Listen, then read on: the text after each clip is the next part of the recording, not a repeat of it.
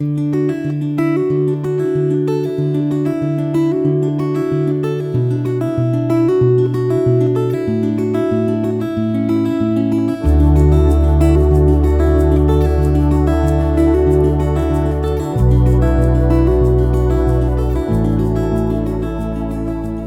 reading begins in Exodus, chapter 19, starting in verse 16. On the third day, when it was morning, there were thunders and lightnings, and a thick cloud on the mountain, and the sound of an exceedingly loud trumpet, and all the people who were in the camp trembled. Moses led the people out of the camp to meet God, and they stood at the lower part of the mountain. All of Mount Sinai smoked, because the Lord descended on it in fire, and its smoke ascended like the smoke of a furnace, and the whole mountain quaked greatly. When the sound of the trumpet grew louder and louder, Moses spoke, and God answered him by a voice. The Lord came down on Mount Sinai to the top of the mountain. The Lord called Moses to the top of the mountain, and Moses went up. The Lord said to Moses, "Go down, warn the people, lest they break through to the Lord to gaze, and many of them perish. Let the priests also, who come near to the Lord, sanctify themselves, lest the Lord break out on them." Moses said to the Lord, "The people can't come up to Mount Sinai, for you warned us, saying, 'Set bounds around the mountain, and sanctify it.'" The Lord said to him, "Go down, you shall bring Aaron up with you, but don't let the priests and the people break through to come up to the Lord, lest he break out against them." So Moses went down to the people and told them. God spoke all these words, saying, "I am the Lord your God, who brought you out of the land of Egypt, out of the house of bondage. You shall have no other gods before me. You shall not make for yourselves an idol, nor any image of anything that is in the heavens above, or that is in the earth beneath, or that is in the water under the earth. You shall not bow yourself down to them, nor serve them, for I, the Lord your God, am a jealous God, visiting the iniquity of the fathers on the children, on the third and on the fourth generation of those who hate me, and showing loving kindness to thousands of those who love me and keep my commandments. You shall not misuse the name of the Lord your God, for the Lord will not hold him guiltless who misuses his name. Remember the Sabbath day, to keep it holy. You shall labor 6 days, and do all your work, but the seventh day is a Sabbath to the Lord your God. You shall not do any work in it, you, nor your son, nor your daughter, your male servant, nor your female servant, nor your livestock, nor your stranger who is within your gates. For in 6 days the Lord made heaven and earth, the sea and all that is in them, and rested the seventh day. Therefore the Lord blessed the Sabbath day, and made it holy. Honor your father and your mother, that your days may be long in the land which the Lord your God gives you. You shall not murder. You shall not commit adultery. You shall not steal. You shall not give false testimony against your neighbor. You shall not covet your neighbor's house.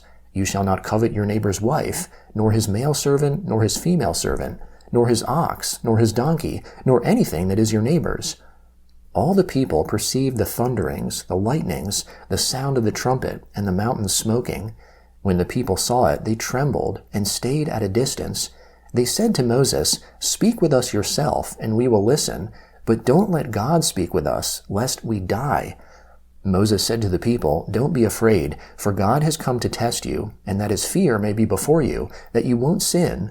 The people stayed at a distance, and Moses came near to the thick darkness where God was. The Lord said to Moses, "This is what you shall tell the children of Israel. You yourselves have seen that I have talked with you from heaven. You shall most certainly not make gods of silver or gods of gold for yourselves to be alongside me. You shall make an altar of earth for me, and shall sacrifice on it your burnt offerings and your peace offerings, your sheep and your cattle. In every place where I record my name, I will come to you and I will bless you. You shall make me an altar of stone. You shall not build it of cut stones, for if you lift up your tool on it, you have polluted it. You shall not go up by steps to my altar, that your nakedness may not be exposed to it. Now these are the ordinances which you shall set before them. If you buy a Hebrew servant, he shall serve 6 years, and in the 7th he shall go out free without paying anything. If he comes in by himself, he shall go out by himself. If he is married, then his wife shall go out with him. If his master gives him a wife, and she bears him sons or daughters, the wife and her children shall be her master's, and he shall go out by himself. But if the servant shall plainly say, I love my master, my wife, and my children, I will not go out free, Then his master shall bring him to God, and shall bring him to the door or to the doorpost, and his master shall bore his ear through with an awl, and he shall serve him forever. If a man sells his daughter to be a female servant, she shall not go out as the male servants do. If she doesn't please her master, who has married her to himself, then he shall let her be redeemed. He shall have no right to sell her to a foreign people, since he has dealt deceitfully with her. If he marries her to his son, he shall deal with her as a daughter. If he takes another wife to himself, he shall not diminish her food, her clothing, and her marital rights. If he doesn't do these 3 things for her, she may go free without paying any money. One who strikes a man so that he dies shall surely be put to death, but not if it is unintentional, but God allows it to happen. Then I will appoint you a place where he shall flee. If a man schemes and comes presumptuously on his neighbor to kill him, you shall take him from my altar, that he may die. Anyone who attacks his father or his mother shall be surely put to death.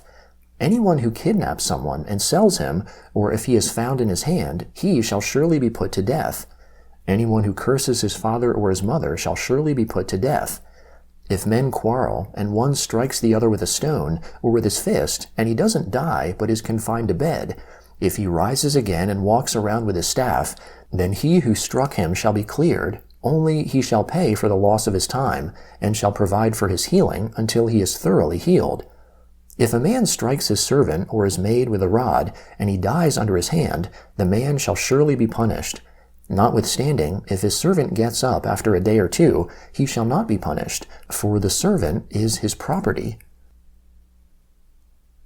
The Gospel of Matthew, chapter 23, beginning in verse 13. Woe to you, scribes and Pharisees, hypocrites! For you devour widows' houses, and as a pretense you make long prayers. Therefore you will receive greater condemnation. But woe to you, scribes and Pharisees, hypocrites! Because you shut up the kingdom of heaven against men, for you don't enter in yourselves, neither do you allow those who are entering in to enter. Woe to you, scribes and Pharisees, hypocrites! For you travel around by sea and land to make one proselyte, and when he becomes one, you make him twice as much a son of Gehenna as yourselves. Woe to you, you blind guides, who say, Whoever swears by the temple, it is nothing, but whoever swears by the gold of the temple, he is obligated. You blind fools, for which is greater, the gold or the temple that sanctifies the gold? And whoever swears by the altar, it is nothing, but whoever swears by the gift that is on it, he is obligated. You blind fools, for which is greater, the gift or the altar that sanctifies the gift? He therefore who swears by the altar, swears by it and by everything on it. He who swears by the temple, swears by it and by him who has been living in it. He who swears by heaven, swears by the throne of God, and by him who sits on it. Woe to you, scribes and Pharisees, hypocrites! For you tithe mint, dill, and cumin, and have left undone the weightier matters of the law, justice, mercy, and faith. But you ought to have done these, and not to have left the other undone. You blind guides, who strain out a gnat and swallow a camel. Woe to you, scribes and Pharisees, hypocrites! For you clean the outside of the cup and of the platter, but within they are full of extortion and unrighteousness. You blind Pharisee, first clean the inside of the cup and of the platter, that its outside may become clean also. Woe to you, scribes and Pharisees, hypocrites! For you are like whitened tombs, which outwardly appear beautiful, but inwardly are full of dead men's bones and of all uncleanness. Even so you also outwardly appear righteous to men, but inwardly you are full of hypocrisy and iniquity. Woe to you, scribes and Pharisees, hypocrites! For you build the tombs of the prophets, and decorate the tombs of the righteous, and say, If we had lived in the days of our fathers, we wouldn't have been partakers with them in the blood of the prophets. Therefore you testify to yourselves that you are children of those who killed the prophets. Fill up then the measure of your fathers. You serpents, you offspring of vipers, how will you escape the judgment of Gehenna? Therefore, behold, I send to you prophets, wise men, and scribes. Some of them you will kill and crucify, and some of them you will scourge in your synagogues and persecute from city to city, that on you may come all the righteous blood shed on the earth, from the blood of righteous Abel to the blood of Zechariah, son of Berechiah, whom you killed between the sanctuary and the altar. Most certainly, I tell you, all these things will come upon this generation. Jerusalem, Jerusalem, who kills the prophets and stones those who are sent to her. How often I would have gathered your children together, even as a hen gathers her chicks under her wings, and you would not. Behold, your house is left to you desolate. For I tell you, you will not see me from now on, until you say, Blessed is he who comes in the name of the Lord. Psalm 28, beginning in verse 1. To you, Lord, I call, my rock, don't be deaf to me, lest, if you are silent to me, I would become like those who go down into the pit. Hear the voice of my petitions when I cry to you, when I lift up my hands towards your most holy place. Don't draw me away with the wicked, with the workers of iniquity, who speak peace with their neighbors, but mischief is in their hearts. Give them according to their work, and according to the wickedness of their doings. Give them according to the operation of their hands. Bring back on them what they deserve. Because they don't respect the works of the Lord, nor the operation of his hands, he will break them down and not build them up. Blessed be the Lord, because he has heard the voice of my petitions. The Lord is my strength and my shield. My heart has trusted in him, and I am helped. Therefore my heart greatly rejoices. With my song I will thank him. The Lord is their strength. He is a stronghold of salvation to his anointed. Save your people and bless your inheritance. Be their shepherd also, and bear them up forever. Proverbs chapter 7, beginning in verse 1. My son, keep my words. Lay up my commandments within you. Keep my commandments and live. Guard my teaching as the apple of your eye. Bind them on your fingers. Write them on the tablet of your heart. Tell wisdom, you are my sister.